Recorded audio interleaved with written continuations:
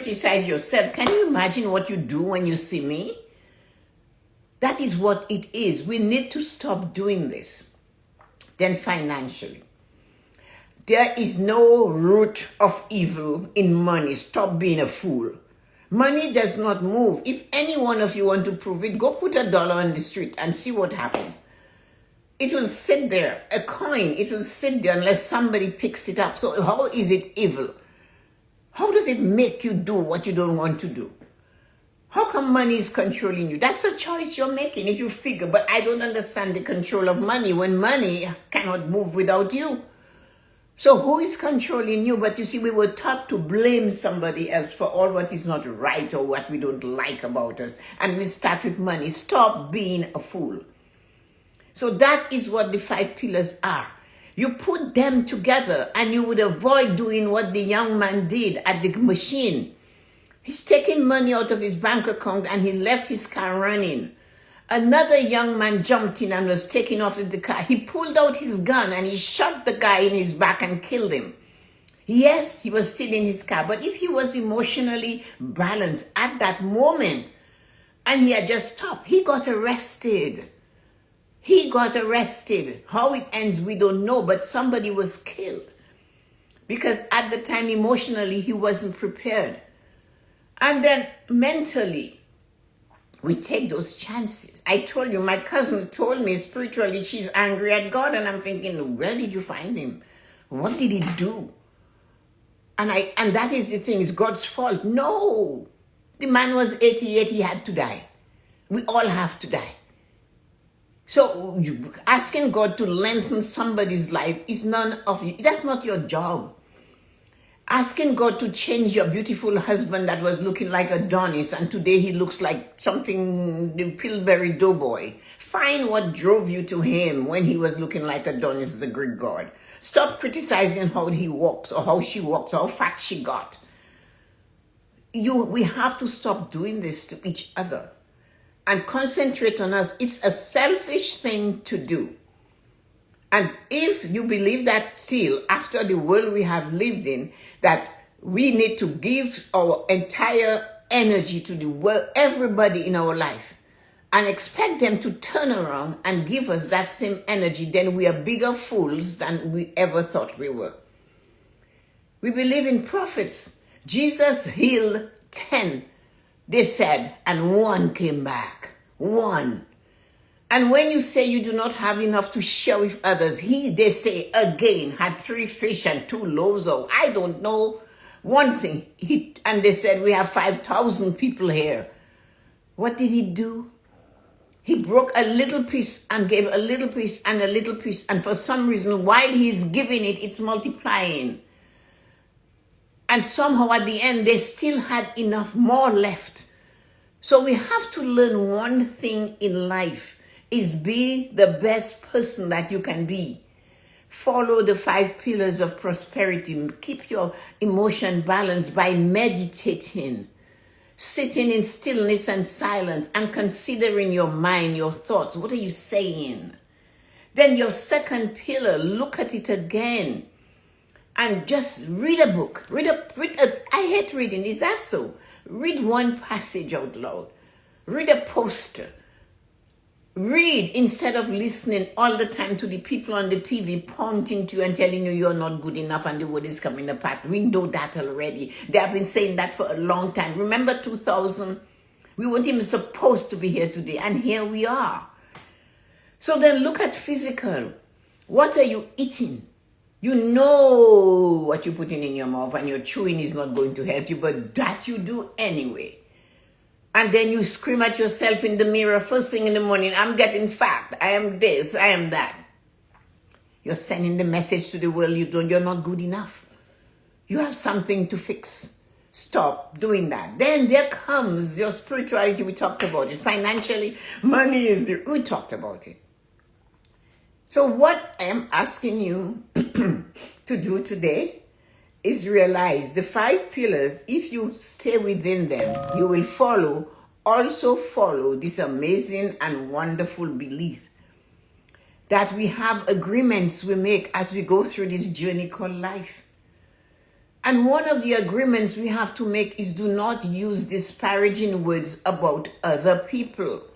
Stop saying they're not good enough and saying it. You don't know them. You have never met them. You haven't breathed the same air in the same room with them. But there you are making comments about them.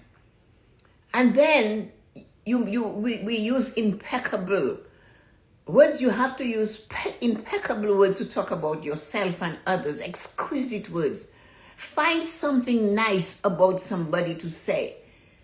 You be out there, say good morning, no answer, too bad. You said good morning because you felt like saying good morning, and that's what matters.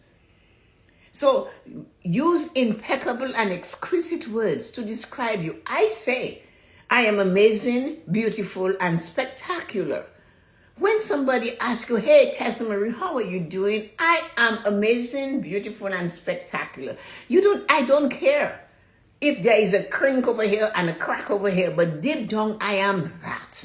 Because I do not need to be fixed. I was made according to the rule. There's nothing going to be fixed from here.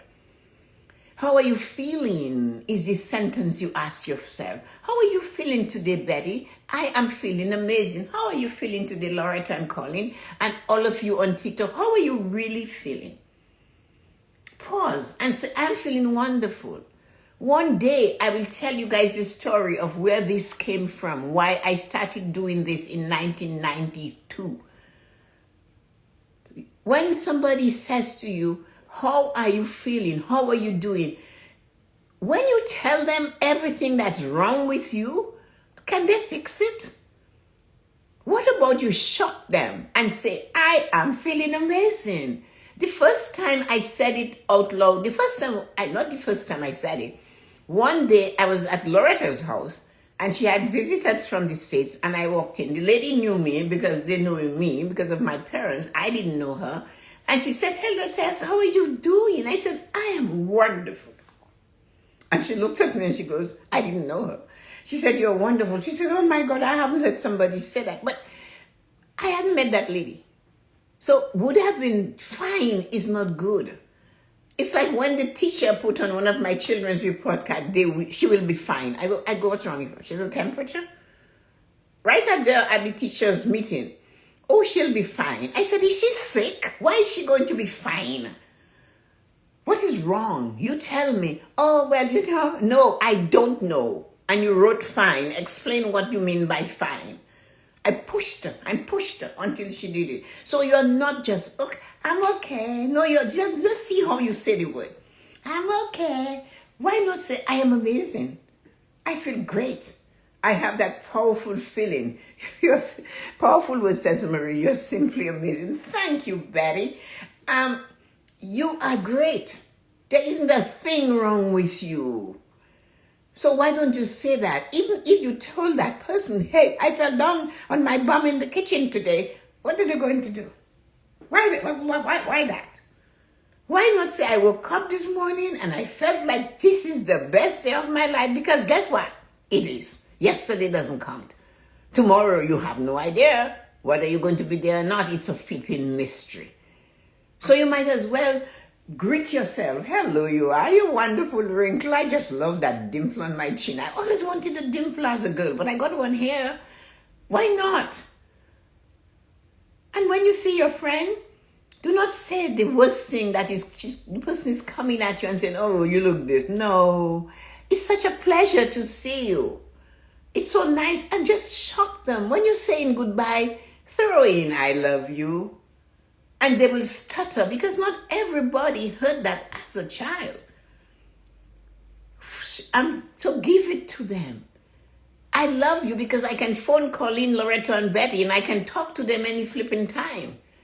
They make space for me. Lisa, my son, my daughter, my sons, everybody makes space for me, my grandchildren. So I have to love them. Your friend, your neighbor, wave. They don't wave back. Oh, well, they'll wave tomorrow. You know, but you behave how you want them to behave. And that's why I am who I am. I decided that I am going to live the best life I can. You have possessions. I am decluttering. Crystals are going off the door. I'm not keeping it. I call the girls that I coach that are now buying their homes. And I said, come here.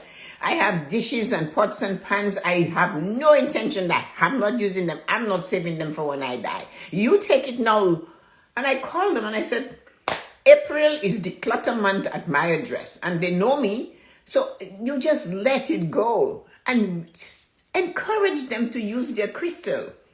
When the crystal glass you use drop and break, don't go, oh, say, thank you for your service. Next. Take the other one. When that one breaks, oh well, we'll just use the old one. But whatever is thank you. When something leaves your life, thank you for the time we had together. Say that to the lover that has walked on you, off you. Say that to the lover that jilted you. Say that to the person that no longer find you happy or respectable or whatever. Tell them, thank you for the service in the good old days. And see how they're going to react. Do not treat people the way they treat you, because when you do that, you're becoming them. And we need to stop becoming people. So because that person didn't phone you, that doesn't mean you have to, I'm not phoning you until they phone. And they're not even aware that you're all angry about a flipping phone call. Pick up the phone and say, hello, how are you? I haven't heard from you for a while. And let them feel that energy coming from you. But this thing about we waiting for others to function, this is what the teachings of the 5 pillars are about. Take care of you.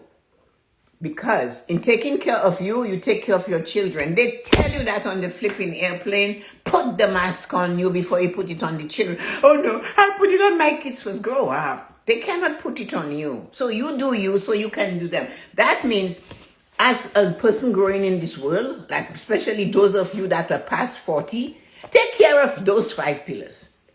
So that the children you have or the family you have knows that mom is on point. Mom is looking up. Dad is looking. They're looking after themselves.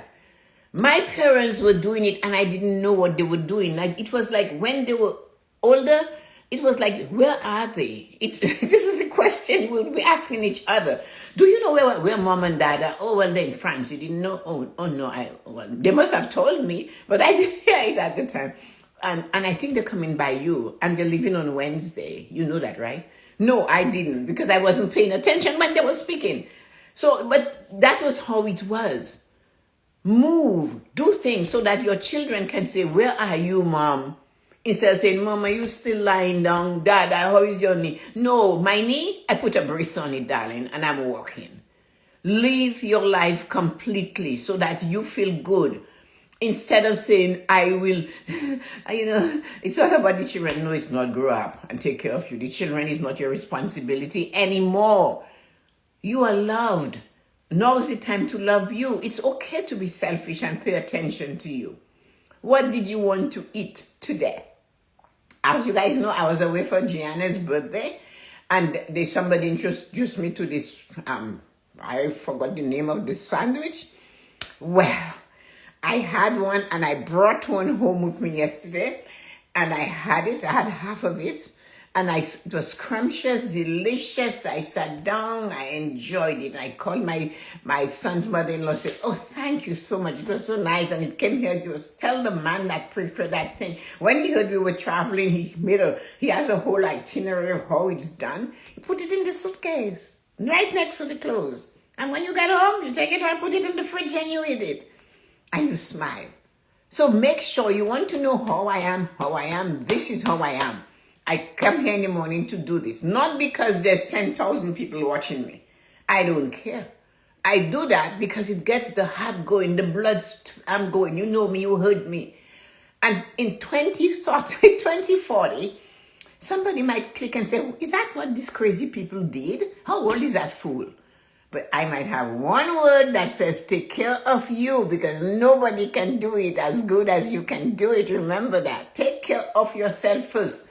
The world awaits you.